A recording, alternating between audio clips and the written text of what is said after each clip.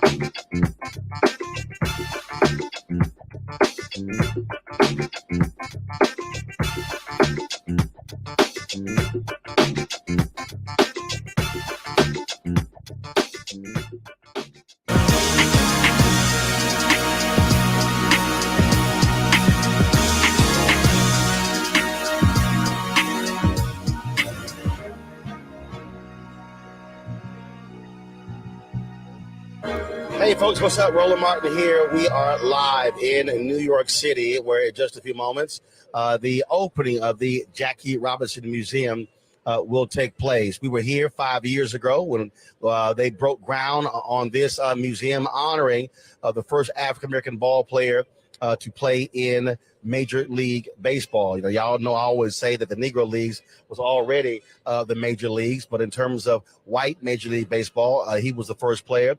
And so it is luckily it's not a scorched day here in New York City. Got a nice little cloud cover and a little breeze. And so you see all the seating that's arranged out here for all of the dignitaries to share their thoughts about this day. Robert Roberts of Good Morning America. She is going to be emceeing this particular event. And so a number of people already here. Bill Coleman, who was of course, former head of the National League. Spike Lee be here. Sheila Johnson, Salamander Resorts. She's here as well. Any number of people going to be out here. Again, this is a Dave Roberts, one of the top executives with ESPN. He's on their board. He's going to be here as well. And so many people are going to be out here, not only honoring Jackie Robinson, but also honoring his wife, Rachel Robinson. She is the woman who has been the force behind building the legacy continue the legacy of her late husband. I see CC Sabathia here. CC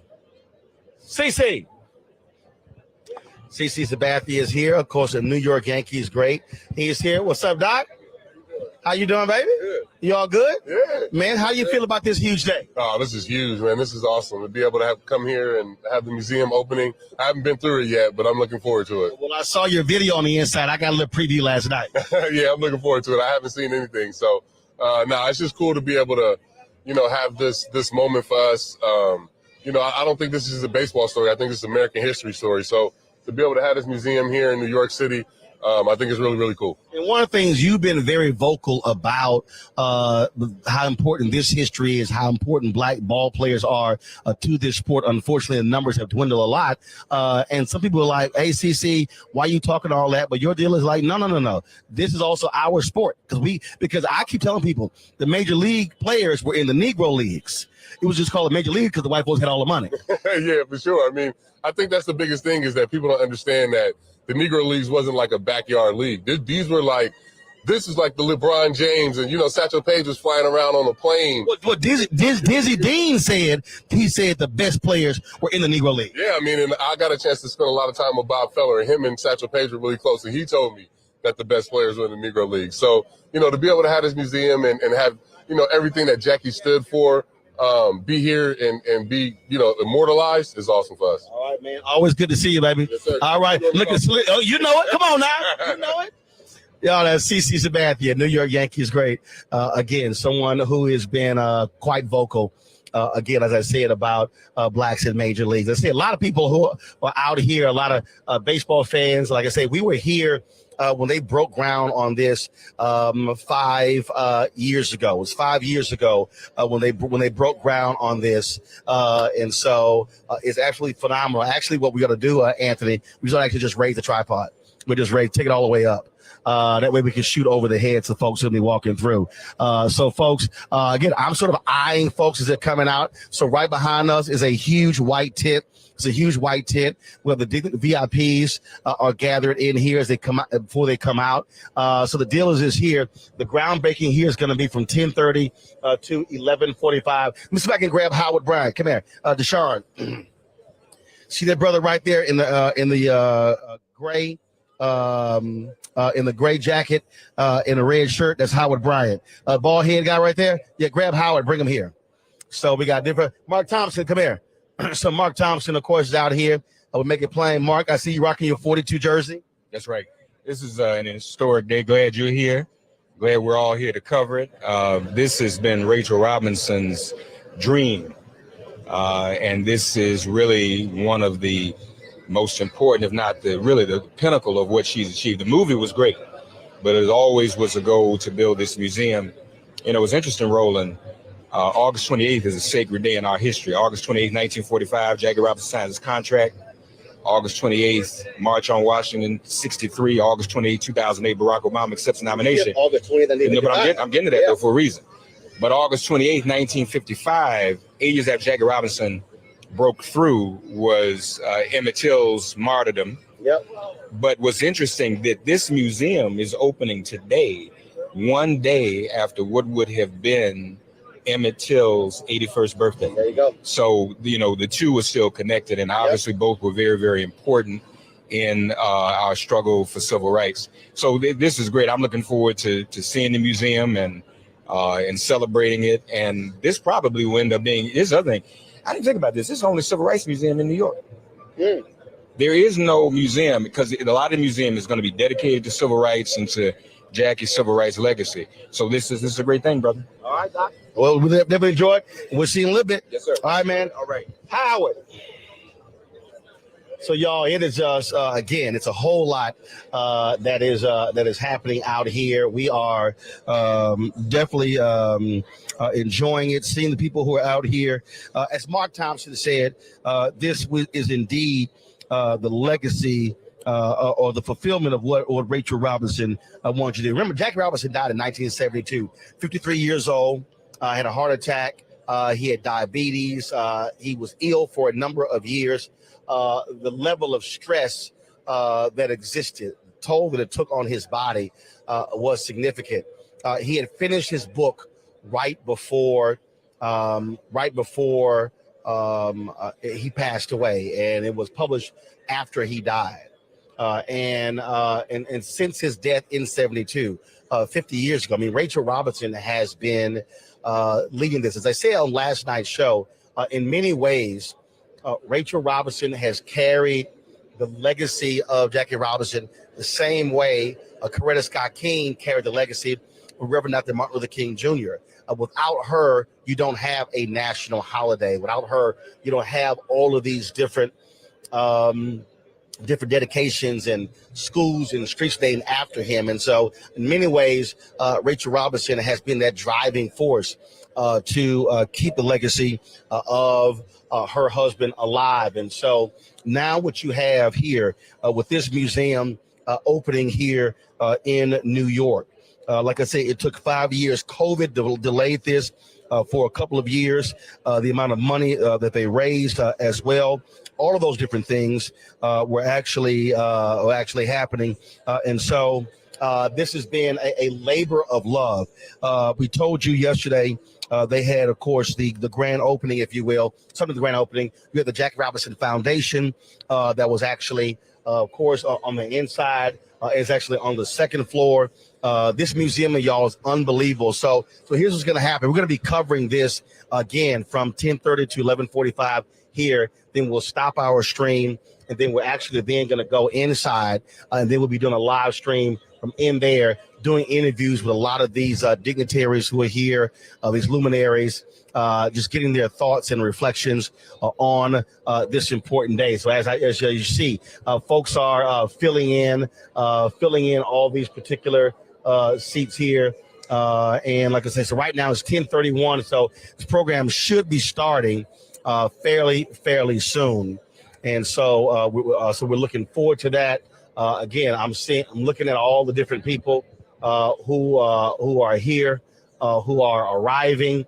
A lot of them longtime friends of Rachel Robinson. Her granddaughters are here. Got a chance to meet them last night. And so a lot of family members are here as well. And so it really is a huge day. I can tell you when we walked into that, it was Trip last night walking into the museum, because again, we were here and they broke ground and we just saw like this big old empty room with a concrete floor. And then to see what they actually turned this thing into was absolutely incredible. Joining me right now is my man Howard Bryant. We've had him on the show numerous times. He is the author of a number of books, including has a new book out on Ricky Henderson. He had his book, of course, on Henry Hank Aaron. And so he is, of course, a longtime writer for ESPN. Now he is with another sports facility. And so you see my man Spike Lee showing up in his Brooklyn hat and got his unique New York Knicks. Look like his New York Knicks number 42 jersey, because he's got it's black, blue, and orange. And so Spike is rocking that. And so he's looking good there as well. And so and last night he's on the show, Coach, and he was all suited and booted. But, he's got his sports attire on right now. And so you got Major League Baseball officials out here. You got Major League Baseball Player Association folks out here. What's up, baby? I got you. No problem. And so, again, Howard would join us in just a second. We'll chat with him. But look, this thing was not possible without millions of dollars from donors. They spent a lot of time. Raising the money to build this facility. So those folks who are here last night, that was a reception for the donors. They got a private walkthrough. They had that particular reception. And so that was last night. Again, we did the show from the inside the foundation last night. And so we were here definitely for that. And so enjoyed it immensely. Again, as I said, you got family members who are out here. You've got longtime friends. Last night we talked to Nicole. She, of course, is a former Jackie Robinson scholar. She's now the CEO of the Los Angeles Dodgers Foundation. And so a number of other Jackie Robinson scholars, they are out here as well. And so that was a huge part of Jackie Robinson education. The amount of money that he raised for that was, as we told you, he raised money for a number of causes. Education was one, but he was a huge fundraiser for the NAACP. Not sure if Derek Johnson, CEO of the NAACP, is going to be here. But again, he was a huge figure. He also, last night I was talking, and Jackie Robinson also was a co-founder of the 100 Black Men. And so when you talk about Jackie Robinson's history, it's enormous. And folks, you're going to see that when you go into this museum. What is so awesome, this is not, let me be real clear, this is not a baseball museum. This is a museum about Jackie Robinson, the man. And so when you look at all of the folks, you look at all of the things that he did and was involved in, this museum lays out that amazing and unique history, that long history. And so that's one of the things that I think you're going to really enjoy, because it shows the totality of who Jackie Robinson was.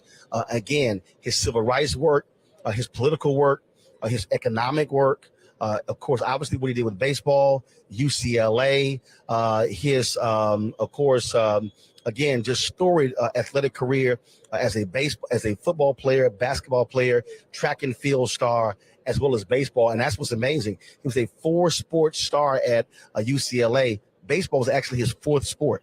Now think about that. He was better at the other 3 sports than he was at baseball. That tells you all you need to know about Jackie Robinson. Okay, folks, we're going to be starting this program real shortly. And so what I'm going to do is just go ahead and we're just going to grab the audio feed from the stage. And then we will then be back again afterward, folks, for more interviews on the inside. Roland Martin here with the Black Star Network live at the Jackie Robinson Museum ribbon cutting ceremony.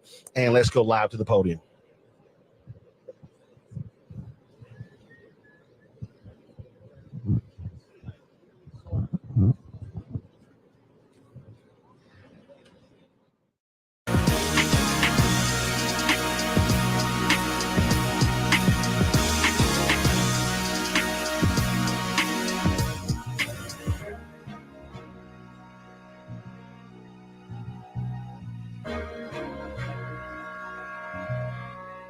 Pull up a chair, take your seat.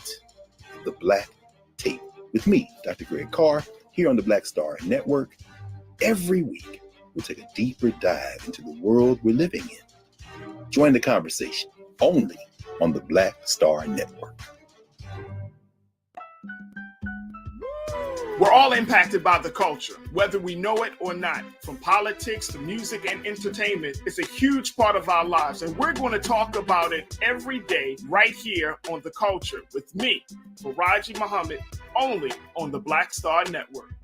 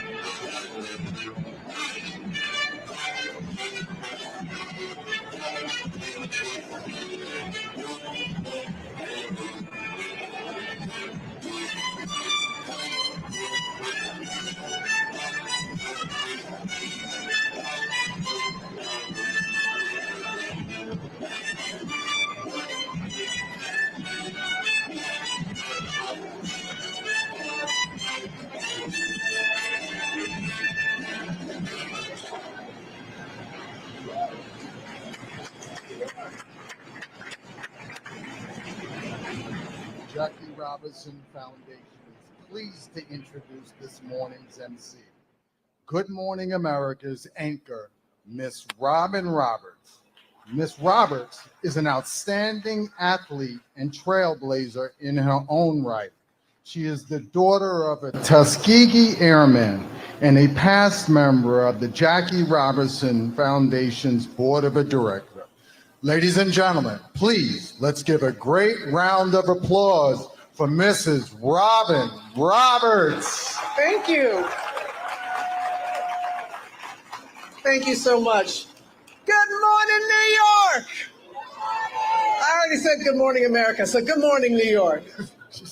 I got to tell you how special this moment is, and to know that we are celebrating two momentous events. Yes, the opening of the Jackie Robinson Museum, but also celebrating the 100th birthday of the woman whose drive, determination, spirit, and vision will be realized when we open those doors right now, Rachel Robinson.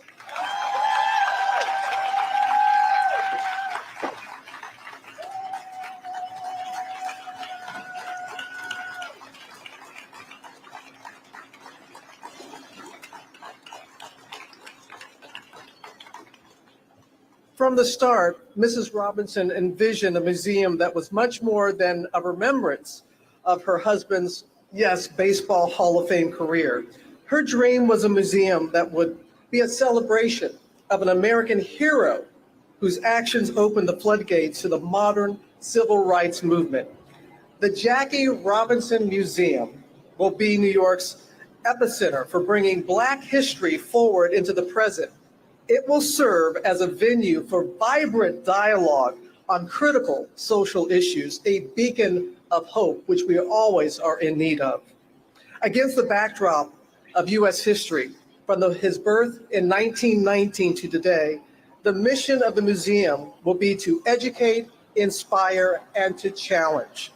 Educate visitors about Jackie Robinson, yes, the athlete, activist, patriot, entrepreneur, and devoted family man.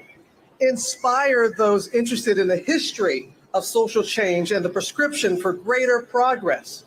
And finally, challenge people of all ages to pursue a life of achievement and purpose, a life committed to impacting others' lives. And that is the motto of the foundation.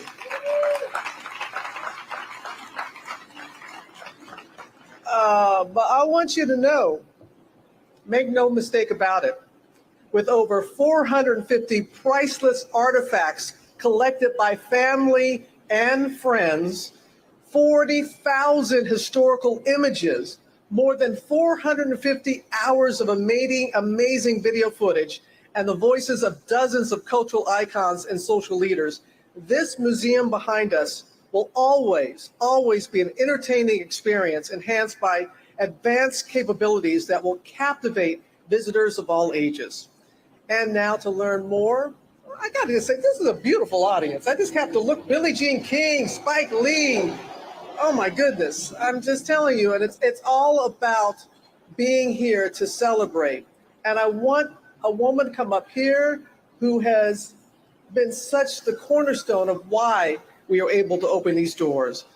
To learn more about the vision, potential, and impact of this unique New York institution and the decades of relentless effort that brought us to today, I'd like to bring up a woman who has helmed the Jackie Robinson Foundation for 17 years.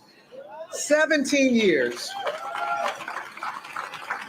And not only has she overseen the amazing growth of JRF's scholarship program, which the New York Times, by the way, dubbed one of the best educational efforts of its kind, but she also undertook the $42 million National Legacy Campaign that finally got the museum built. Ladies and gentlemen, please welcome Della Britton.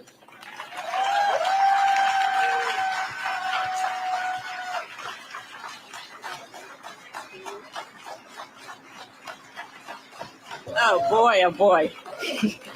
So, I only have like 8 minutes, so. And you know, those of you who know me know I like to talk. So, Robin, first of all, I mean, when we found out Robin was going to lead us through this morning, there was a resounding cheer throughout literally screams, Robin Roberts is going to come today. And I understand she was on vacation and left vacation early to come here. Yes, she was on the Jackie Robinson Foundation. Yes, she's our heroine. She was on the Jackie Robinson Foundation board. And by the way, she received the Distinguished Roby Award in 2006 from the foundation. And any association we can claim with Robin Roberts, we do. So we may burlesque it a little bit, but we are just thrilled that she's with us today and hope she'll come back and help us with some of the, I think, robust, exciting programming we're planning for the museum. So thanks, Robin. When I came to the foundation, actually almost 18 years now, I mentioned to Len Coleman, who was at the time the board chairman, longtime board chairman of the foundation. He's now chairman emeritus. I said to him, you know, this is such an exciting thing for me as one of 6 children and the only girl, been a sports fan all my life. And I said, but I'm thinking, you know, 2 or 3 years makes sense for me. And then I'll, you know, step aside and do what the board directed me to do, which was initially to increase the national presence of the foundation, and of course, to grow and institutionalize its celebrated career and leadership development program, which next year will be 50 years old. There was talk also, however, about Rachel Robinson adding another goal for the foundation, something for which she had had a long-held vision, and it was to build a museum that not only told the story of her heroic husband, but that encouraged particularly the next generation to carry on his work and to embrace the values of humanitarianism. And the idea was that the museum would bring people together, forge bonds, and continue the work of changing the social landscape of our country for the better. But it became clear to me after a few months or so that I had not factored into this 2-year plan of mine how compelling and uplifting it would be to be around so many bright, highly motivated young people in our Jackie Robinson Foundation Scholars Program. I was focused on infrastructure, management, systems. But when I realized the depth of the foundation's college mentoring program, and then perhaps more importantly, the pride and the affinity that Rachel Robinson inspired in these young leaders, I began to realize that this program, 50 years old next year, as I said, as much Rachel's and Jackie's legacy today was very special, and I was hooked. One of my favorite stories was often told by JRF alumni. Each year when the group convened, in the beginning at Rachel Robinson's home in her living room, Rachel would have each Jackie Robinson scholar talk about their experience in college. And at the end of each of those stories, and alumni love to tell this story, she would say, so what have you done to give back? What have you done for the community this year? And these are college students making their way. And some of their answers were insufficient. And she would say, well, I'm not sure that's good enough. So let's hear next year when you come back, what else you think you can do for the community. And one of those alumni who told that story is now the chairman of the Jackie Robinson Foundation Board of Directors. His name is Greg Gonzalez. I saw him earlier. Yes. I know Len Coleman mentored him, but Greg, who had a 4.0 at the time when they didn't have all the 4.2s and 3s and 4s, but this was the top grade point average, graduating from the engineering school at Columbia University, going on to business school, ending up at Goldman Sachs, one of the few African-American partners at Goldman Sachs, beyond managing director. And we are thrilled to have him leading the board now. So wherever you are, Greg, thank you. But, you know, I wanted to mention that the Robinson legacy of helping others will also be carried out in this museum. Before it was fashionable, as Rachel Robinson would say, the Jackie Robinson Scholars were actually required to do community service. Before it was something you put on your college resume, Rachel Robinson mandated that for the Jackie Robinson Scholars Program. And in that same vein, in board meetings I noticed my first year, Rachel would bring up the idea of building a museum as well. Not as a shrine, her word, to Jackie, although I'm not sure she would necessarily be opposed to that, and I wouldn't blame her.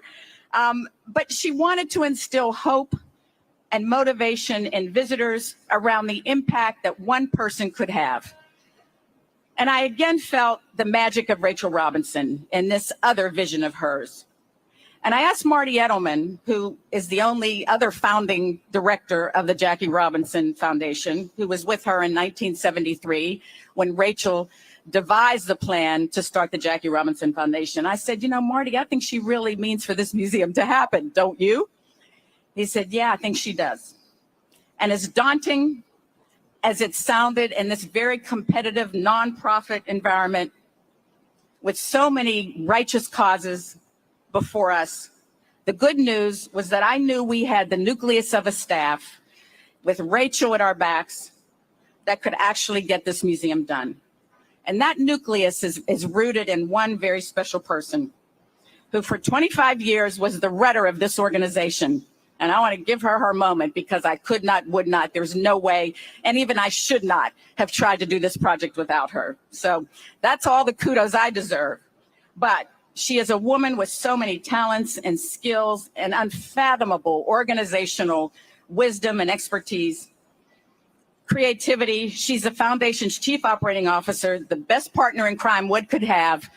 LaTanya Johnson, I hope she would stand up, but I have a feeling she's going to be waving her hand at me and saying, I can't believe you wasted time on that. Is she back there? Where are you, Al? You're not getting away this time. Bless you. And you notice all of our consultants are standing up because they know her magic. They walk right past my office and go straight to her office. And LJ, you did it.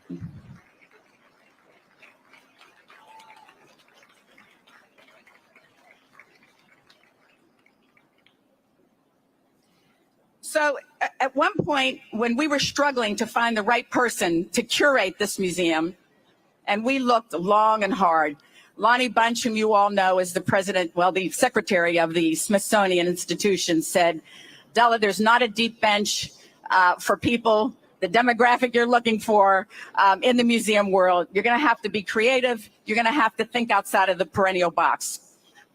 And one day I walked into the office after months and months of searching, and LJ had found a woman called Jennifer Jensen to be the curator of this museum. And you will see for yourself very shortly, she did a masterful job.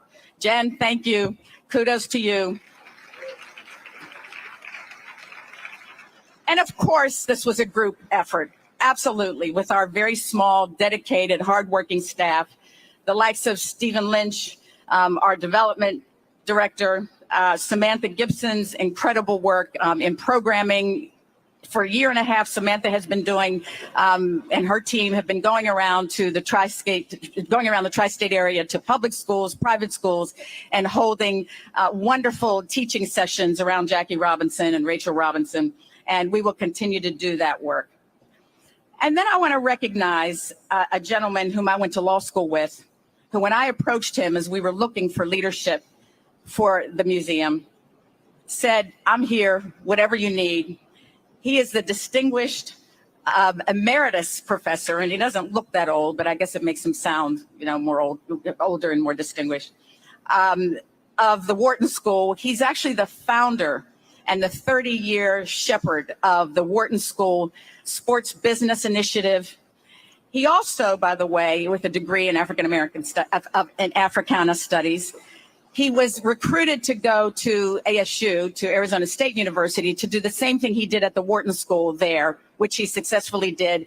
And when I learned he was coming back north, I called him and said, you have to come, you have to help us. And he said, yes. So Ken Shropshire, wherever you are, thank you. His first, and Billie Jean King knows who he is, yes. Sitting next to our former Attorney General, Eric Holder. Nice to see you, another former law school, not classmate because he's older than I am, but certainly, certainly colleague. But I thank you, Ken, and I know your first task is to help us find a permanent director so you can go back to the life you had planned to have, which is one of semi-retirement, although I understand you're a senior advisor to the new African-American woman dean of the Wharton School, Erica James. So Erica was smart to buttonhole you and say, come and advise me too. So we're lucky to have you, and thank you. I look forward to working with you. I also want to mention a gentleman who's not here today. Joe Plumeri was the chairman of the campaign for this museum, tireless, a believer from the beginning. Those of you who know Joe, animated Joe, he couldn't be here, but I do want to make sure I mention him because he was there on those deep nights when LJ and I were up late and I'd call him and say, Joe, we're going to do this, right? And he would get out his Rolodex and very generously himself contributed to the foundation. So Joe, thank you. And I wish I could call out all of the other very generous donors, most of whom are in the audience today. And thank you for making this happen.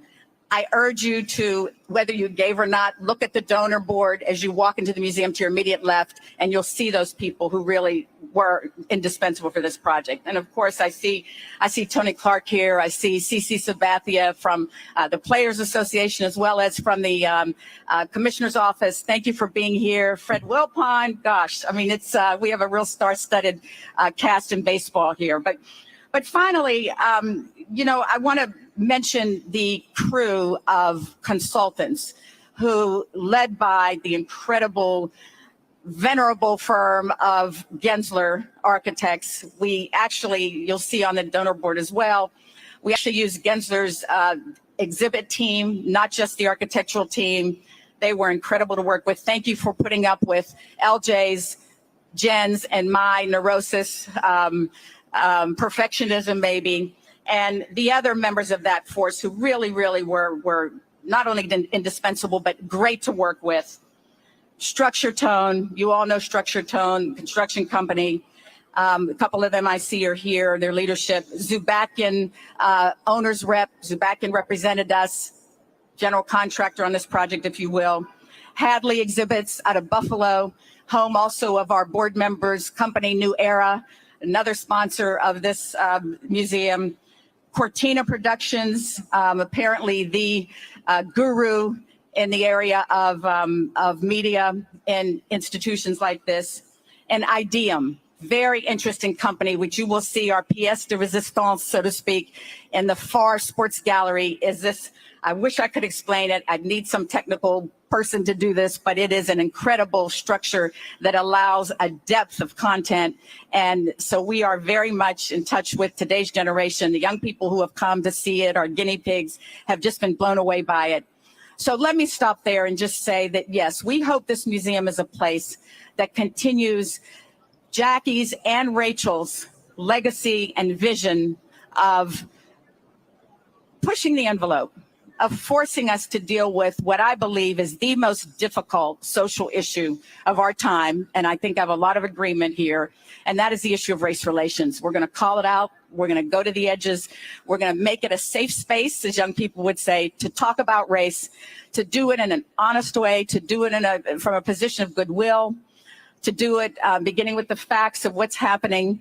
And so with the idea of empathy in mind, and humanitarianism, and Rachel, I reached to you to say that was your directive to me. You didn't want a shrine to Jackie. You wanted a place where people would come together and be inspired to continue to do what you and Jackie did for this country. We will do our best. Thank you all.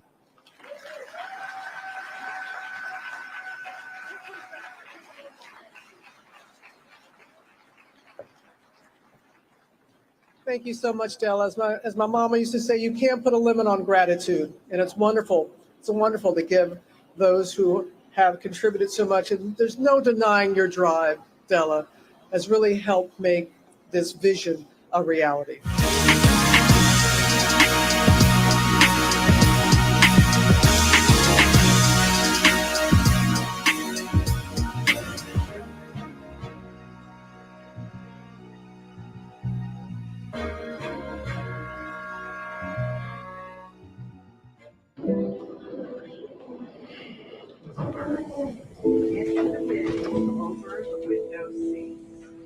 These are the only bins that will accommodate larger overboard.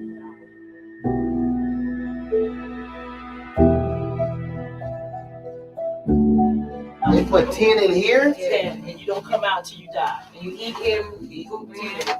Oh my God. So what?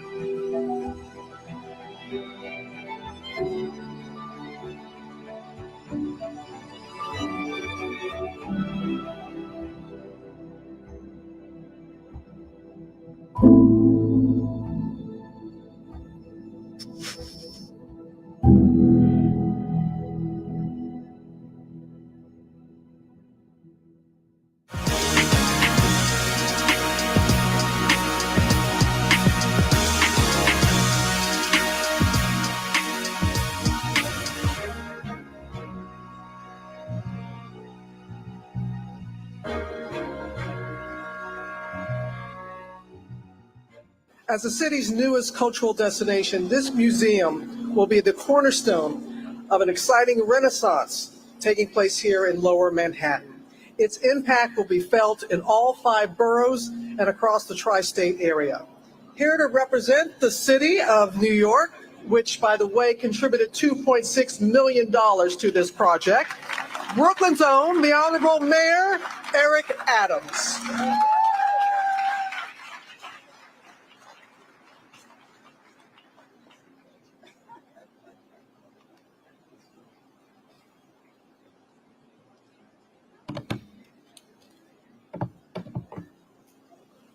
Thank you so much. It's such a significant moment. Sometimes in the celebratory states that we're in, we miss some of the subtext.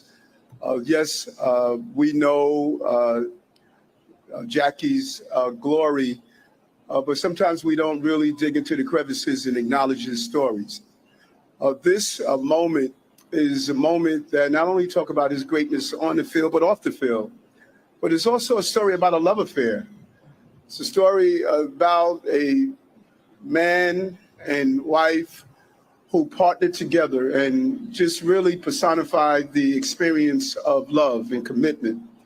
And I know you're celebrating 100 years of life.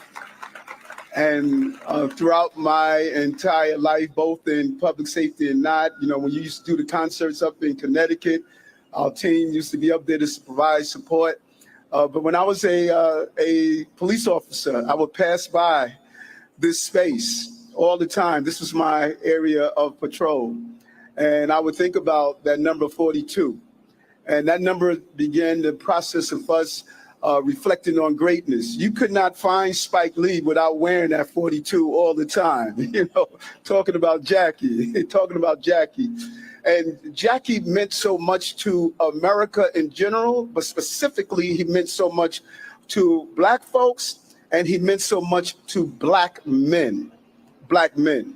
We understood that not only did we have the challenges of running a baseball field, the challenges of corporate America, the challenges of politics. But I used to hear David Dinkins talk about becoming the first black mayor and how inspiring Jackie was to him and so many others, and becoming the first black borough president. And so many things we have done, we did it in the spirit of Jackie Robinson. But it's your partnership. As Jackie transitioned from the physical to the spiritual, you maintained the flow. You continued the mission, because the mission was not only honed in your husband, but it was your mission also, because you lived it out every day. And every time I would see you or Norman Siegel, a good friend, we would talk about your radiance, how you just always was so focused, always determined. You know, there are people you meet in life, and every time you see them, they're depositing something that's joyful and loving and kind, and you did that. And we cannot thank you enough. Your husband is not here to see this museum that's open, but not only do I want to give you your flowers while you're here, I want to continue to plant in that garden so more flowers like you could continue to be in our city and in our country. We cannot say thank you enough to you. You mean so much to us. We adopted Jackie as a member of New York City. We knew what he meant, and there's something he said that is so powerful. Life is not a spectator sport. If you're going to spend your whole life in the grandstand just watching what goes on, in my opinion, you are wasting your life. You can't be a detached spectator in a full contact sport called life. You can't sit in the grandstand and critique those who are on the fields taking those fastballs, those curveballs, or those illegal spikes when someone slide into you. That is not how we win this. If the goal is to beat back racism, anti-Semitism, anti-AAPI, and the violence that's pervasive in our country and the feeling that we're leaving people behind, we got to get out of the grandstands. We got to get on the field.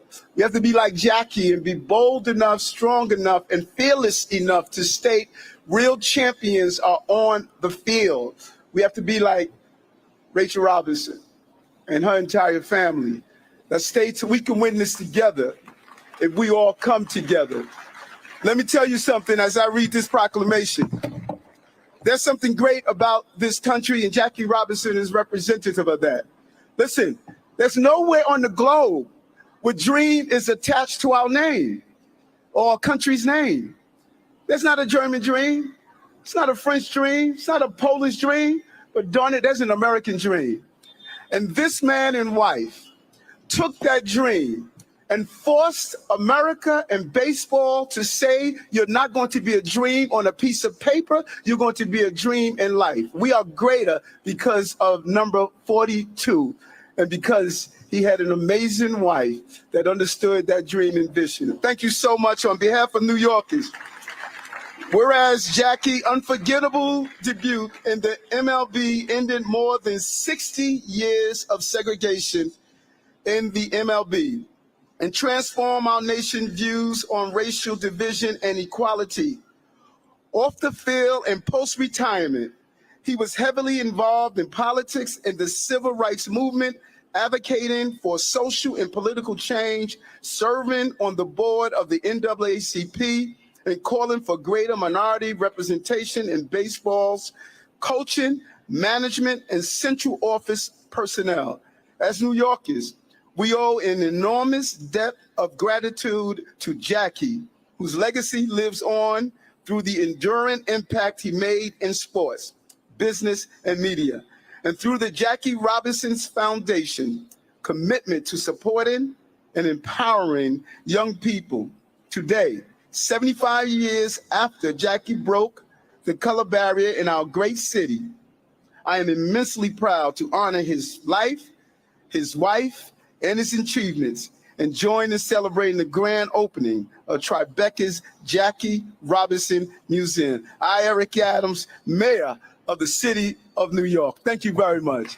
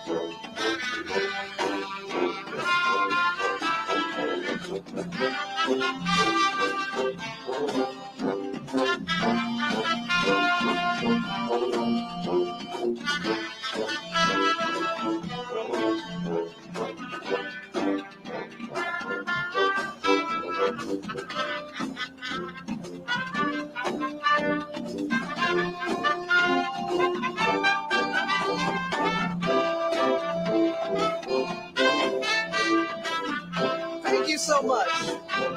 Thank you. And thank you, Mayor Adams, and for the contributions of New York City in making this a reality. Following the footsteps of his parents, our next speaker has spent the last 40 years involved in the development of racial and human opportunity. In the 1970s, as a founder and president of United Harlem Growth Incorporated, he spent 9 years in community development and self-help housing construction in the Harlem neighborhood of New York City. Since 1983, he has lived and raised his family in Tanzania, East Africa, where he has been involved in international economic development as a managing director of the Higher Ground Development Corporation, a coffee farm, coffee exporter, and marketer of the Sweet Unity Farms coffee brand in North America. Please welcome Rachel and Jackie Robinson's son, David Robinson.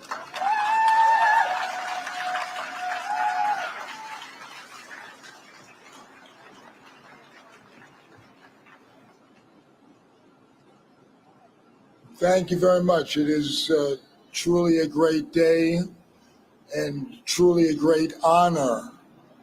And one of the questions I think my father would have raised was, who is being honored? He was a man who used the word we regularly when he spoke. In early life, that we was a wife, Rachel Robinson, and himself. That we grew as it became a team, and the Brooklyn Dodgers went from segregation to internal conflict to finally integration and finally victory as a baseball team. That we grew when Jackie Robinson stepped out on the baseball field, and for the first time there were thousands of African Americans in the stadium who had a hero to cheer. That we grew when white Americans saw the courage and integrity and skills of a man who could make not only the game better, not only Brooklyn a championship stadium for baseball, but could impact all of America. So the we began to grow beyond family, it grew beyond race, it grew beyond sport. And I think today Jackie Robinson would say, I accept this honor, but I accept this honor on behalf of something far beyond my individual self, far beyond my family, far beyond even my race. Jackie Robinson would say, don't think of you standing on my shoulders. I think of myself standing on the shoulders of my mother, who was a sharecropper in Georgia, my grandmother, who was born a slave, standing. And as the we has expanded beyond family, each of us can see within our families, within our race, within our religion, great people on whose shoulders we are standing and forging the larger we. Because in fact, the family that Jackie Robinson represents today, and the potential that Jackie Robinson represents, and the challenge that this museum makes is to the family of man, which includes all of us.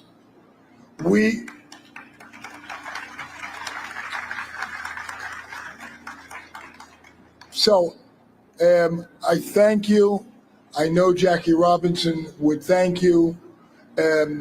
This moment in history is now a challenge for all of us, because the issues in baseball, the issues that Jackie Robinson challenged in 1947, they're still with us. They're still with us in some degree, a greater and more complex nature. The signs of white only have been taken down, but the complexity of equal opportunity still exists. And when you look at this museum, look at the greatness of the achievement but also the challenge that was faced and the challenge that we face ahead of us. So for all of us here, congratulations. We are part of the we, and we need to keep that we growing if we're going to have an America and a global civilization that embraces and supports and nurtures all human life. Thank you.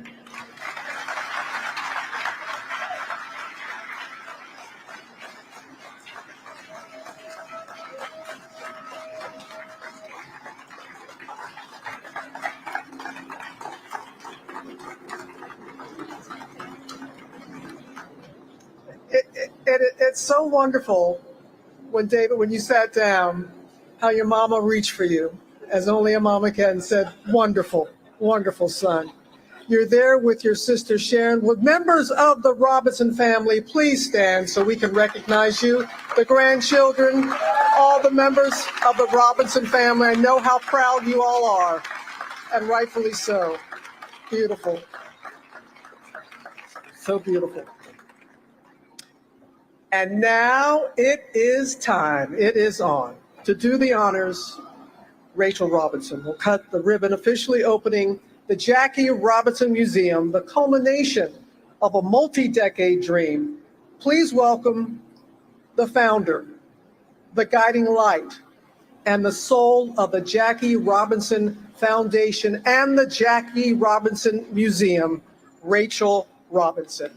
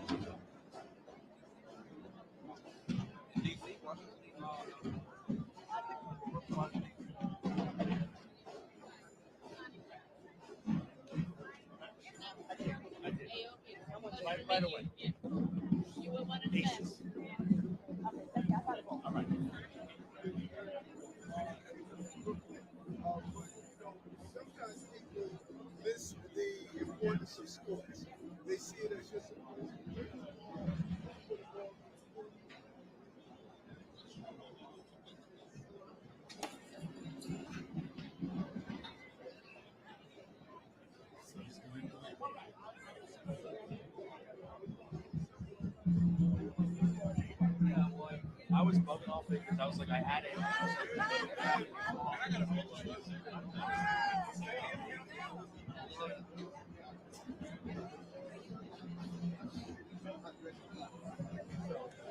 I get a quick interview with you, just your thoughts on today.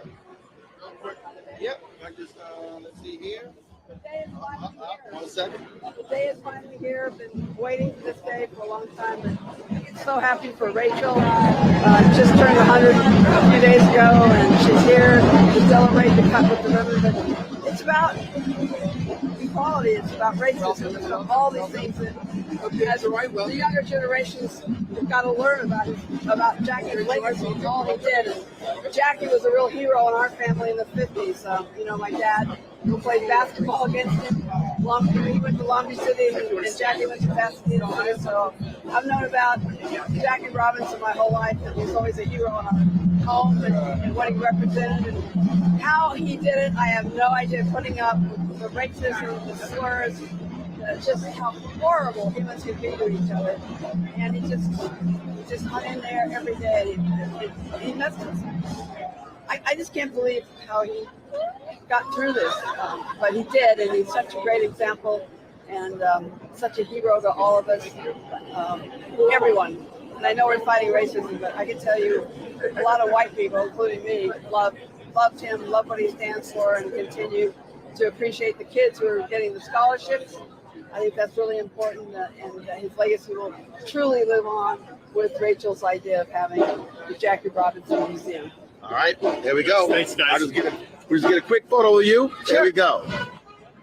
Where did I see you last? I was at MSNBC at an event. I'm always covering something, so I know you are. yeah, I get around with it. All right, okay. Are we set up on the inside? The whole thing.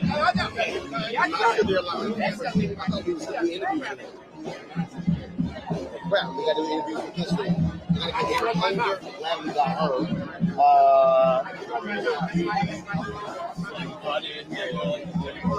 She told me. It's in an album.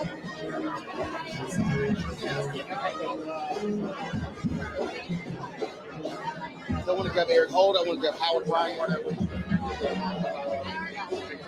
I thought we had talked about. Okay, all right, that's fine. No press inside. No press inside. Hey.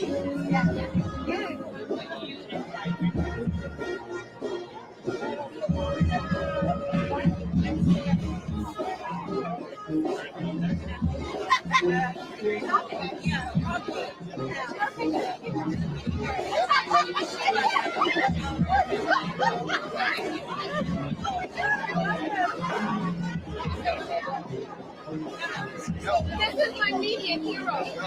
I saw small.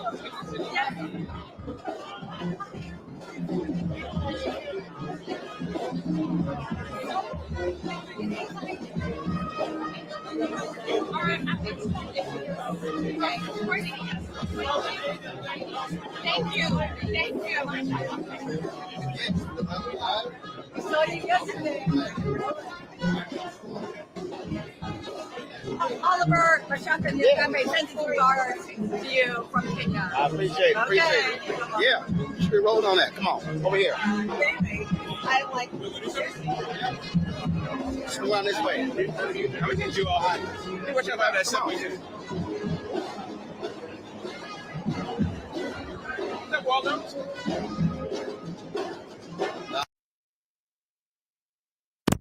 Okay. All right. Come on now, you got us in the back. Let's go. All right, you got ready? Are you ready? Folks, Howard Bryant, journalist, author, books on Ricky Henderson, Henry Aaron. We can go on and on and on, all kinds of different books. Just your thoughts on this finally opening 5 years after the groundbreaking. Well, I'm just pleased about it for lots of reasons. I mean, one, to have it open a week after Rachel's birthday, and all of the consternation about trying to get it open, and not to be morbid, but we wanted her to see it. And after each delay you were like, are we going to get there? Are we going to get there? Are we going to get there? And also I feel very personal for it as well, because they asked me to write, some of the museum exhibits, which was an honor. So to see this space from just concrete to a finished product, it almost feels like writing a book where it starts from nothing and then it ends up as something, and then now it's something for everyone to see. It's amazing. Billy Aaron is here, the widow of Henry Aaron. So many people who knew him, who played with him, for them to also experience this. And the beauty of this, I was saying that yesterday, is that it doesn't just talk about him as a baseball player. It's him in his totality. Well, there's no question, when we were in the planning sessions of what this script was going to look like, one of the things that was emphasized to me over and over again is, this is not a baseball museum. There's going to be baseball in it, but this is not going to be defined by baseball. And I remember stepping back going, okay, but how do we know Jackie? We know Jackie as a baseball player. We know what made Jackie famous. And what is the strategy and what are the calculations of, do you emphasize the fan service? Why are people coming here? Or do you emphasize something else, which is, okay, here's the totality of the person. And I think that it struck a really great balance of making sure that you come for the baseball, but you stay for the man, or you come for the man and then you get some baseball as well. And going through it, when you look at, first of all, the NAACP work, when you look at, again, and in fact, I was telling one of the folks, I really hope that they hit TNT to have that movie Andre Braugher portray him, the court martial of Jackie Robinson, because you can't find it anywhere. I said, because again, that's a story very few people know about, how this man put it on the line facing a dishonorable discharge, and he did that before Rosa Parks. I mean, this is somebody who said, no, I'm not going to the back of the bus at Fort Hood clean. That's right. And I think what's most amazing about Jackie, and it's always been something, especially when you look at the history of who he was as a person, where did that drive come from? Where did that courage come from? The willingness to do this, knowing the price. And nobody knows who Jackie Robinson is at the time, so everything he did was on principle. There's no grandstanding here. There's nothing performative about what he did. What's right is right. And that's it. I mean, he was a great college athlete, but at that time. But even before he was a college athlete, he was doing this stuff. Yeah. Even before, when he was at Pasadena, there was always some moment somewhere where Jackie Robinson was involved in right and wrong. And so to me, it was just something inherent in him. And I just find him to be so, inspirational is one word, but he's incredible. Yeah. Because when you talk about who he is, or who he was as a person, it's not just the baseball. First black man to integrate corporate America. First black man to be on the broadcast and in the broadcast booth. First black VP in the country. I mean, all of these different firsts, and also on top of being those first, it's the vision that here's what I'm all about. I'm also about making sure that black people had agency in terms of their own money. So in terms of trying to start the Freedom National Bank, all of these things, they all add up to the same vision, which is, I am here for my people. And it just brings you to tears. I mean, the amount of respect that you have for somebody who is so clear that here's what I'm all about. I mean, what do we always say? Don't talk about it, be about it, right? Here's somebody who is about it at all times. And someone who was very clear in his book, where he is raising money. He's on the board of the NAACP, but highly critical of the CEO, Roy Wilkins. I mean, his whole deal was about accountability, whether you were black or white. Well, that's right. And on top of that, there's an evolution. I think one of the things that I admire most about Jackie Robinson, and it's reflected in the museum as well, is how many times he failed. I mean, the story is not always heroic with him. He didn't, when Rachel wanted to work, he didn't really want his wife working, but he had to grow and he evolved, and he and Martin Luther King Jr. were at odds on Vietnam. And then Jackie had to come around and had to evolve with the times and to recognize that being in the fight doesn't always mean that everything you do is perfect, but you're in it and you grow and you fight and you change. And his story is just so remarkable in so many ways, because he's one of the few guys, especially in a time today where everyone is trying to burnish their image. They're always trying to make sure that everything that they do is all about the brand. The brand and the polish. Jackie was willing to say, I messed up. I didn't get this part right, but I'm going to get the next part right. Well, that was the case. Spike Lee and I talked about that last night, about him testifying on the House committee and what he had to say about Paul Robeson, and how he later said he wished he had not done that. That's right. And once again, that's it.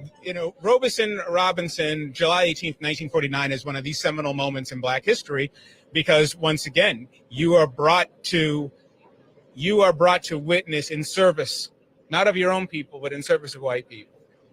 And Jackie was torn because he was a veteran and he did view the American dream a certain way, and he did believe in it. And he also knew in the back of his mind that there was a high potentiality that he was being used. And by the segregationists on that House Un-American Activities Committee, who would not sign an anti-lynching bill, but dragged him up to Congress to testify against Paul Robeson. And what I find most fascinating and most sort of poignant about it was the fact that both Jackie and Paul ended up eventually in the same place, which was brokenhearted and disillusioned at this country, when what they really, really wanted was what we all want, which is to be in service of Black people. And freedom. And freedom, 100%. You've covered baseball for a number of years. You covered Giving Guys today. What is your hope for a current Major League Baseball player, or an up-and-coming baseball player, if they came through this museum? Well, I think it always comes back to values. And I think that if you know your values, then I think you're going to do fine in your life. And I think that, to me, one of the biggest issues that I always have, especially in today's celebrity hero culture and the rest of it, is that you don't follow people, you follow values. And this museum is all about values. It's all about, where do you stand on this issue? Who am I? And once again, who you are is always going to evolve. And if you're a player walking in and you're a current player, you realize that virtually every issue that you're faced with right now is nothing compared to the issues he was faced with. And if he could do what he did, there's no reason why you can't do more. That's it. Always good to see you, my brother. I appreciate it, baby. I appreciate it.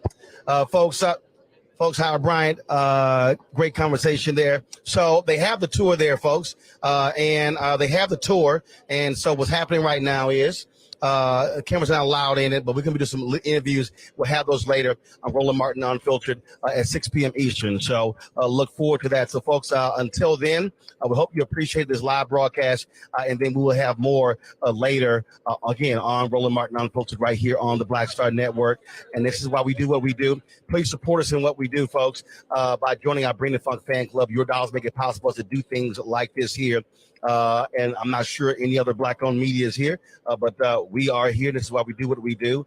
So please, go ahead, Cash App, $RM Unfiltered. PayPal is R Martin Unfiltered. Venmo is RM Unfiltered. Zelle is Roland at RolandisMartin.com. Again, I'll see y'all at 6 p.m. Eastern right here on the show. Until then, holla.